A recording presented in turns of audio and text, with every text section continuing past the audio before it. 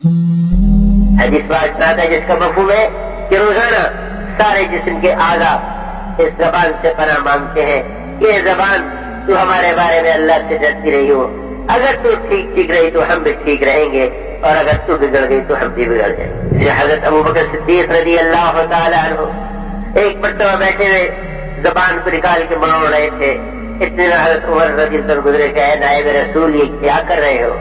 اس زبان نے مجھے بڑا مشکلوں میں ڈالا ہے، میں اس کو قابو کر رہا ہوں۔ کبھی کبھی منہ میں کنکر رکھ لیتے کہ غیر ضروری بات نہ کرنی پڑے، کہ جہنم میں منہ کے بل عہدہ گرا دینے والی سب سے بڑی چیز زبان ہے۔ زبان کا ایک بول نیکیوں کے پہاڑ میں دلا دے گا اور ایک بول دوسری طرف بھی لے جائے گا، کہ ہماری نیکیوں کو لوٹ رہی ہے یہ غیبت، کہ غیبت کے کرنے والے کی دعاؤں کی قبولیت بھی ختم ہو جاتی ہے۔ اور غیبت ہے کیا؟ کسی کے پیٹھ کے پیچھے ایسی بات کرنا کہ اس کو پتہ چلے کہ میرے بارے میں یہ کہا گیا اور اس کو بری لگی، یہ غیبت ہے۔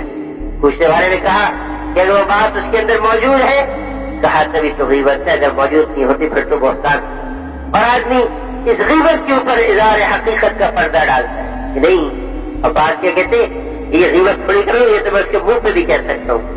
بات کہتے میں تو اس کے سامنے بھی کہہ چکا ہوں، یہ غیبت تھوڑی کر رہا ہوں۔ اور وہاں فرماتے وہ بات جو کسی کے منہ پہ کہنے سے بھی بری لگے وہ بھی غیبت کے حکم میں ہے، اور غیبت کے بارے میں اتنے سخت حکم قرآن اور حدیث میں ہے کہ غیبت کرنے والا ایسے ہی ہے جیسے اپنے مردہ بھائی کا گوشت کھانے والا۔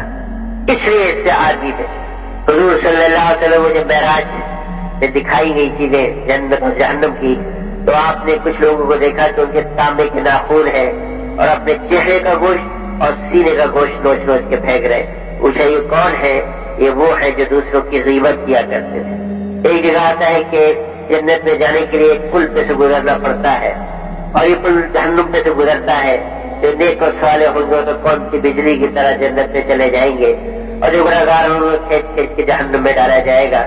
لیکن کچھ لوگ ایسے ہوں گے جن کو اس پل پہ چڑھنے ہی نہیں دیا جائے گا، نیچے روک لیا جائے گا، اور ان سے کہا جائے گا کہ جا کے اس غیبت کے گناہ کا ازالہ کرو کہ جن کی تم نے غیبت کی ہے، ان سے معافی مانگ کے آؤ تو تمہیں اوپر چڑھنے دیا جائے گا۔ اسی کی غیبت جو ہے یہ کبیرہ گناہ اور حقوق العباد میں سے، جیسے چوری کرنا گناہ ہے، جیسے شراب پینا گناہ ہے، منہ کالا کرنا گناہ ہے، ایسی ہی غیبت بھی گناہ ہے۔